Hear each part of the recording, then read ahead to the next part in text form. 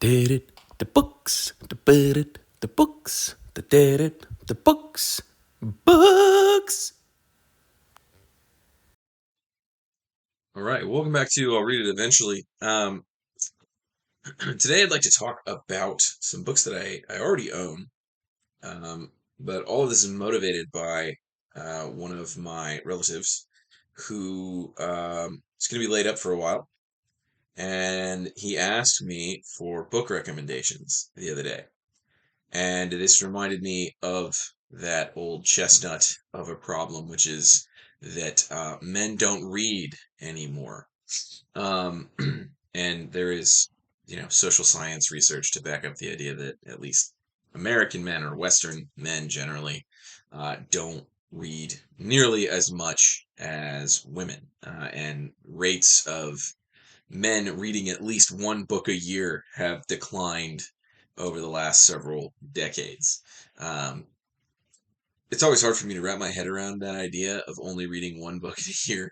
Um, but for many people, men and women, that is just simply the reality. They don't pick up books nearly as much as I do, um, which, you know, that I am so far on one end of the spectrum when it comes to reading that, like, saying, oh, they don't do things like I do. Well, most people don't do things like I do. But anyway, um, he asked me for book recommendations, and I am always thrilled when people ask me for book recommendations.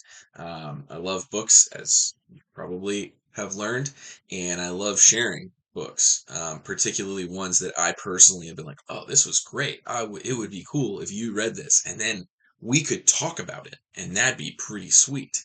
But even if I don't talk about it with someone, just the fact that I enjoyed a book and was able to share that book with somebody else and they were able to read it and enjoy it, even if we never talk about it. Just the fact that they got to have the experience that I had, reading a particular book, is great.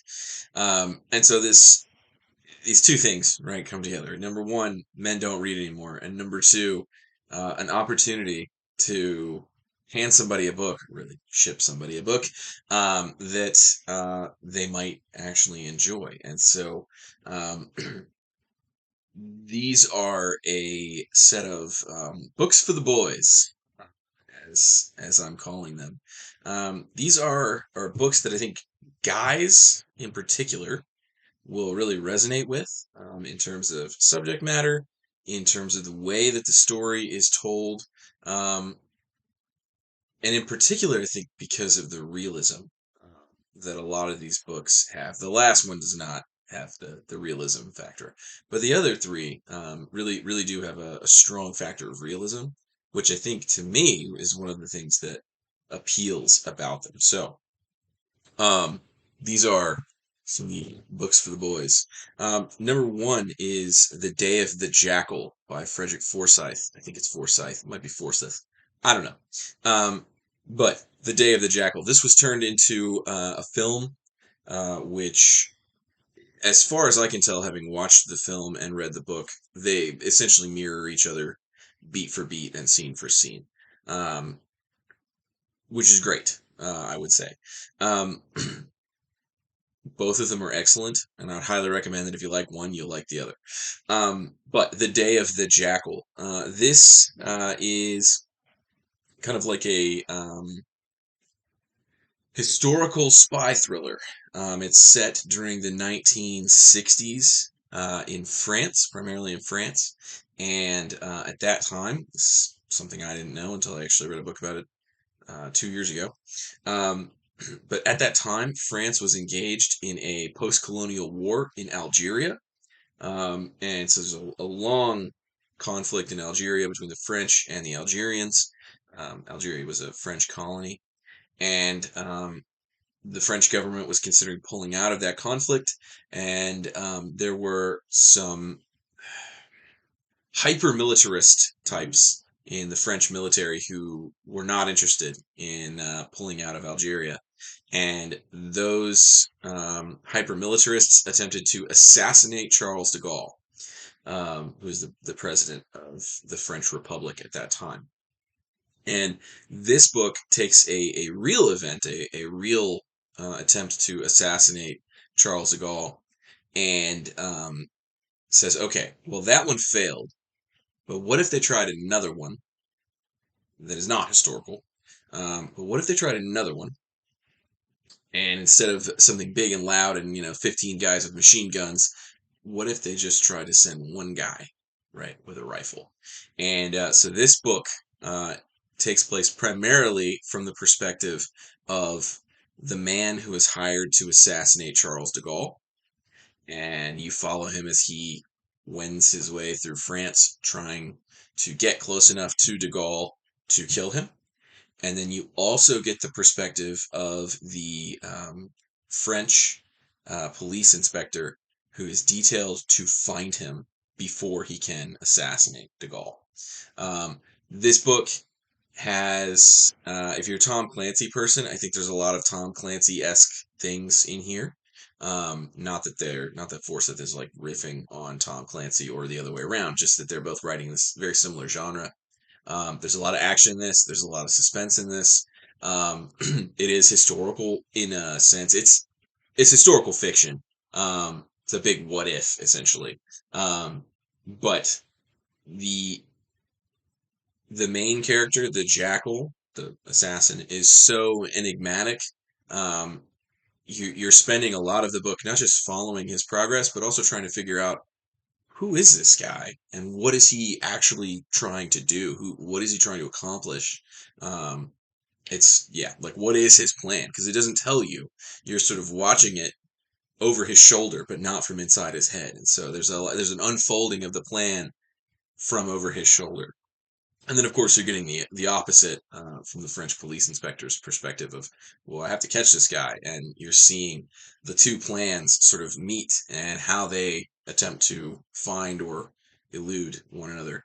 Um, Keeps you guessing, keeps you hooked until the very last page. This is a great book, um, and also a great movie. So, Dave the Jackal by Frederick Forsyth. He also wrote a number of other books. He's a big reader, or big writer. But this is the only one I believe that I've read is The Day of the Jackal. So highly recommend The Day of the Jackal. The next one is at this point it's history. When it was written, it was essentially journalism, but now it's historical because it's wow, it's almost 30. No, it is 30 years old. Wow. The events are 30 years old. And that's Into Thin Air by John Krakauer. Um, this is the story of a contemporary Mount Everest disaster that happened in the 1990s, late 1990s. Um, yeah, there it is, a personal account of the Mount Everest disaster. Krakauer was, when he wrote this, he was a journalist for Outside Magazine, and he was sent to Mount Everest to report on the increasing commercialization of climbing Everest. And if you know anything about climbing Everest, you know that it is far more commercialized now than it even was in the 90s. And in the 90s, it was highly commercialized. I think I saw, I'm going to butcher this, but I think I saw something to the effect of like a couple tons of human feces uh, on Mount Everest right now, um, which in plastic bags, which just tells you how horrific it must be to actually climb Mount Everest now because it's more crap than snow. But anyway, this is his personal firsthand account based on what he saw, and then also on later interviews with other people who were there of this disaster. And I don't really want to talk about what it is because, of course, that would begin to spoil it. Um, but he does an excellent job of explaining what it must be like to climb Everest, what high altitude does to your body, what it does to your mind, what it does to your ability to actually like think straight and keep putting one foot in front of the other. He talks about the commercial aspects of climbing the mountain. He describes why he's drawn to it, why other people are drawn to it. He talks about the history of climbing in Nepal specifically. in the Himalayas, and describes the associated dangers of just mountain climbing generally. Um, and so this is a really cool book because you are getting not only kind of like a shorthand history of really radical mountaineering, but then also there is a survival story going on here. So it's really good, highly readable, and not super long. I think it's, yeah, 330 pages. So I mean, it's a pretty quick read if you're a reader, and if not, it will still keep you drawn in and reading until it's over. Um, but great book, Into Thin Air by John Krakauer. The third one, this is this might be my favorite book. It's hard to say. I have a lot of favorites, or a lot of, top tens or whatever. I have more than 10 top tens probably. Um, but this is certainly in my top three. And that is World War Z by Max Brooks. Um, so this book is about zombies. Okay, just real upfront. This book is absolutely about zombies. There are lots of groaning and lots of heads being shot with, all manner of firearms, and lots of smashing with baseball bats and all that kind of stuff. Um, so it is, going to appeal to men on that level of like, yeah, I could survive in a zombie apocalypse. Like this is the book that lets you sort of think through that in a really technical way, because Brooks has, in another of his books, the Zombie Survival Guide, has thought through surviving a zombie apocalypse in a very technical way. Um, what you should do, where you should go, what kinds of weapons you should have, what other kinds of skills you will actually need, because weapon skills are actually one of the ones you'll use the least if you're smart about it, as you learn in that book. But anyway, this book is an alternate history. It's essentially sci-fi, in which the world of the late 1990s is overtaken by a zombie plague, and these are Walking Dead kind of zombies. Um, very much like George Romero zombies, not kind of like 28 Days Later kind of zombies, sprinting zombies, or I Am Legend kind of zombies. They're not like that. I guess those aren't really zombies; they're more like vampires. But anyway, they are, the shambling dead, and this book takes place, or is set in the aftermath of a decade-long struggle against the dead, and essentially it is written as if there has been a great push by all of mankind, uh, almost a world war against zombies. And so the way that this book is structured is that it is an oral history of those events. And so Brooks takes the role of an interviewer, and he fabricates an entire book of interviews here, with figures from all over the world, men and women, in all kinds of jobs, people who are at the very highest levels of government. He interviews, a fictional vice president of the United States. He interviews the leader in South Africa who came up with the plan that allowed the South African government and much of the South African population to survive. Um, and then he interviews, people who are on the ground, as it were. So there's a recurring interviewee in this book, um, a guy named Todd Wainio, who is a U.S. Army infantryman, and he is in it from the start, and has all kinds of memories of all these different stages of what happens. And so it is both really good if you just enjoy, like, if you watched The Walking Dead and you were like, oh, this is great, they're killing zombies, you will love this book. If you watch The Walking Dead and you're like, oh wow, they're figuring out how to survive, that's crazy, you will love this book. If you watched The Walking Dead and you said, man, there's some really interesting people, like, think about the psychology of these people, you will love this book because it has all three of those things. It is also a really interesting historical counterfactual, um, because it talks about America and Russia right at the end of the Cold War. It talks about China right at the end of the Cold War. And so one of the people who gets interviewed is a commander of a Chinese nuclear sub. And there's discussion in the book of like, well, we would have done X, but we were worried that the Russians would do Z with their missiles, those sorts of things. And so the relationships between countries, there's a sort of wargaming going on with like, all right, well, if this happens in the United States, what's going to happen in the Caribbean? And if this happens in continental Europe, what's going to happen here? If this happens in North Korea, what happens in South Korea? That's a big part, actually. Or, well, not a big part, but there's a major chapter in here about that, or an interview about that. And so there's a huge portion of this which is not just like the good old fashioned like bashing zombies and stuff, but also really interesting things to be said about human nature. And they're describing what happens in the early days of this epidemic, and you're reading it and you're like, yeah, that's exactly what would really happen. People would just suck. Everybody would just suck. Nobody would pull together. There'd be zero, hey, we can beat this. It'd just be every man for himself, right? And so it's just a really cool book. It makes you think, but then also there are plenty, like at one point they're talking about like the rounds that they use when they sort of get back on their feet. They're talking about the bullets that they use to fight the zombies, and they're like, yeah, um, it's got this, particular chemical compound in it that causes there to be a flare, a burst of light, essentially.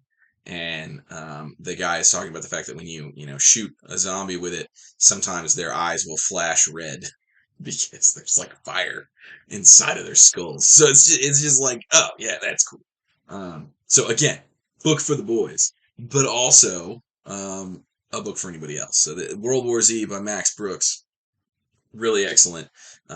Again, probably probably my favorite book.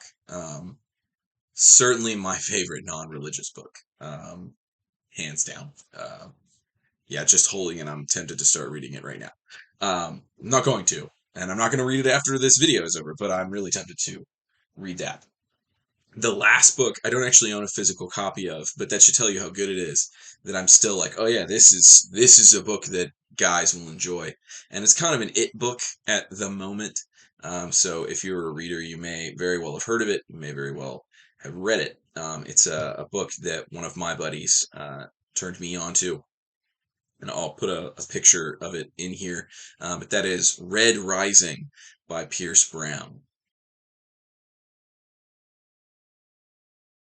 Red Rising, it's often compared to the Hunger Games, and I when I was reading about it, like trying to decide if I wanted to read it, that was like kind of a draw for me. I read the Hunger Games when I was a kid, when I was young adult, and so young adult literature appealed to me. This, I would say, is not young adult literature for a number of reasons, primarily because of the violence, um, but other reasons as well. Um, but it does, in its bare essentials, resemble the Hunger Games in that there is a large scale gladiatorial arena in which young people fight one another. But they don't, unlike the Hunger Games, they don't necessarily have to kill one another. Um, they just have to win, and I won't really explain what that means because, of course, the book does, and does it better than I do. But the thing which makes Red Rising fascinating is that it is a dystopian sci-fi novel. Um, Obviously, The Hunger Games is a sci-fi novel, dystopian sci-fi novel, but this book is set. I think it's about 400 years in the future. I think that's right. Yeah. When humanity has colonized the entire solar system, and in the process of doing that, humans developed the capacity to genetically modify themselves to the nth degree. I mean, just as genetically modified as you want to do, they can do. I mean, people live for a really long time.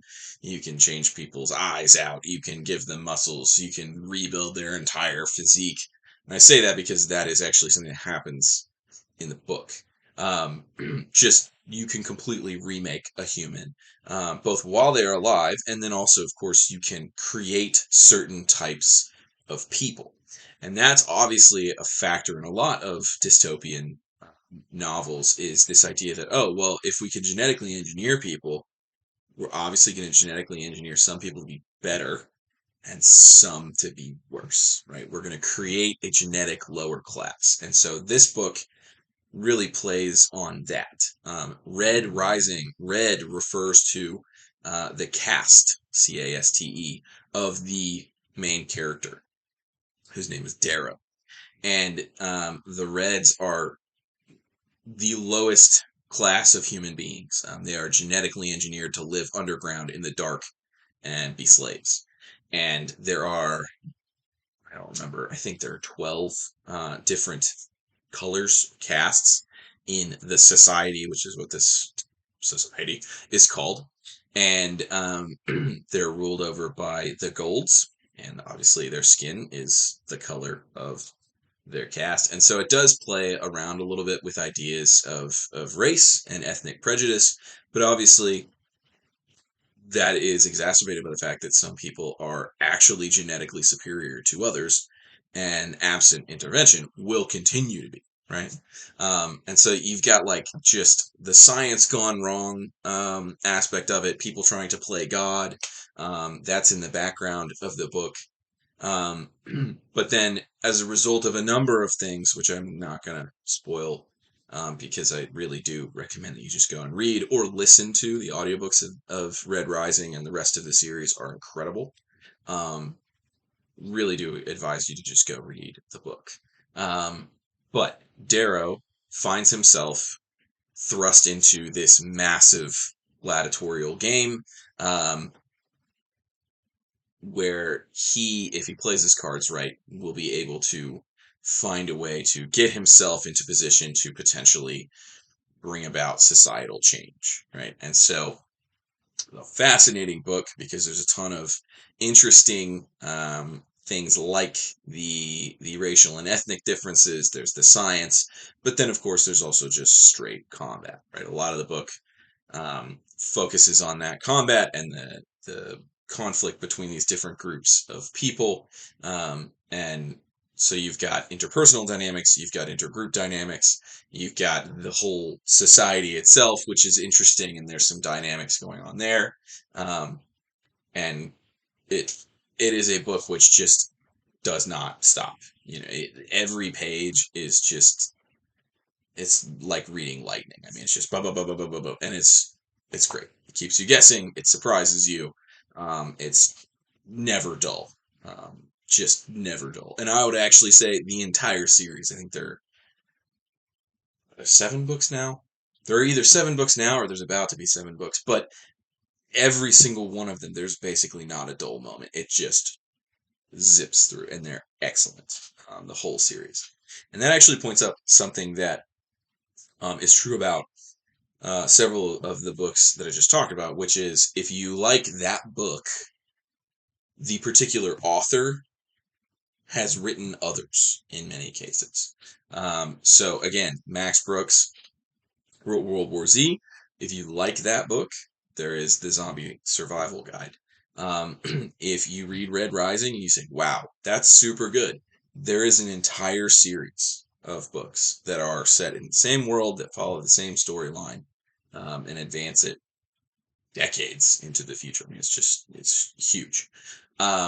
Frederick Forsyth, as I said, wrote a huge number of novels, and all of them are, I compared it to Tom Clancy. They're Tom Clancy-esque, Frederick Forsyth-esque. Maybe Tom Clancy is like Frederick Forsyth. I don't know who published first. I'm sure it was Frederick Forsyth. John Krakauer has published other stuff. Not a lot of it is not about Mount Everest, but he does have some stuff about mountaineering because he is a mountain climber by hobby. So, yeah, that's the thing, is when it comes to men reading, a huge proportion of men not reading, to me, is simply that they have not found the right kind of book. a lot of the literature that gets pushed toward men, I think, or just pushed toward the reading public, is pretty feminine. There's a lot of romance novels out there, just an absolute metric ton of them. There's a lot of stuff which, even if it's not explicitly romance, has a huge amount of plot which is dedicated to that kind of thing. And so, if a guy walks into a bookstore, there's probably not going to be a lot of just regular fiction just geared toward him. And as a result, he'd be like, yeah, this doesn't really seem like it's for me. Now, that's a Barnes & Noble. If you walk into like a local bookstore, which you should, then you could just ask the person behind the counter, like, hey, I'd like to read something, but I don't know what. And they will, because it's what they do, they will help you find the right kind of book, right? They're not a teenager working an hourly wage job at Barnes & Noble. They're someone who reads a lot and likes helping other people figure out what to read. So I think that there is a huge amount of literature that's currently being put on shelves in big bookstores that's just not geared toward men. And I think that there's also probably a bit of a cultural narrative that reading's just not something men do. I mean, for instance, to get majorly political, but the president brags about the fact that he doesn't read stuff. I mean, he says that he won't read things that are longer than a page. Now you could argue that as the president, he doesn't have a lot of time, and so he can't sit there and sift through 200 pages of a CIA briefing about Djibouti. Sure, fine, totally willing to have that discussion.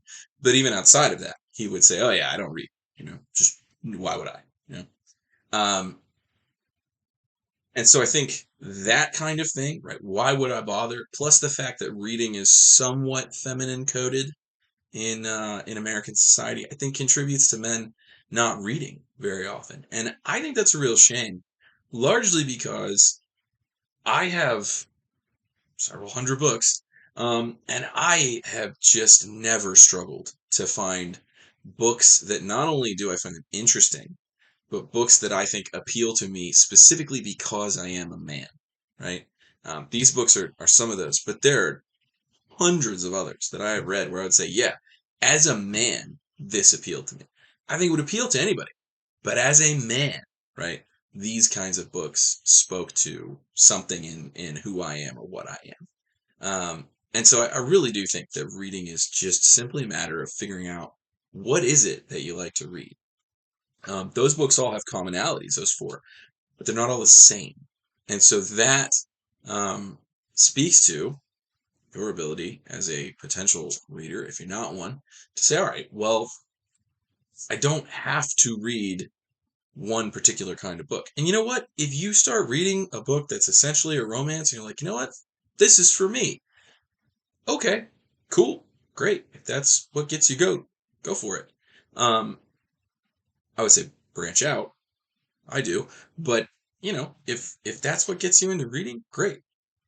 One of my best friends, when we were kids, he would tell me, he just wasn't interested in reading.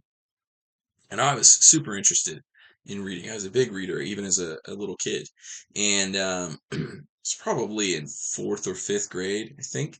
I came to school. I think I've told this story before on the channel, but I'll tell it again.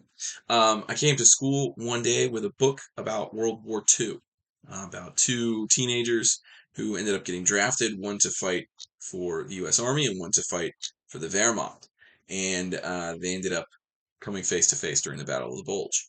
And the front of the book had both of them on it, right? Both of their faces, real, an actual picture of human beings, not an illustration. And they're both dressed as infantrymen from the period. And I don't even remember what the book was called, but my buddy saw it, and he, again, not a reader, but he saw it in his eyes. What's that? I was like, oh, it's this book about the Battle of the Bulge, and blah, blah. He was like, can I read that? And he was hooked. He took it home. I think he told me he read it twice, and then he brought it back to me, and it was dog-eared and all kinds of stuff. And normally that sort of thing drives me up a wall when people dog-ear my books. I'm like, hey, I'll let you borrow it, but like, come on, you know. I could not have cared less that it was dog-eared because I was like, I got him. I got him. He's a reader now. I got him.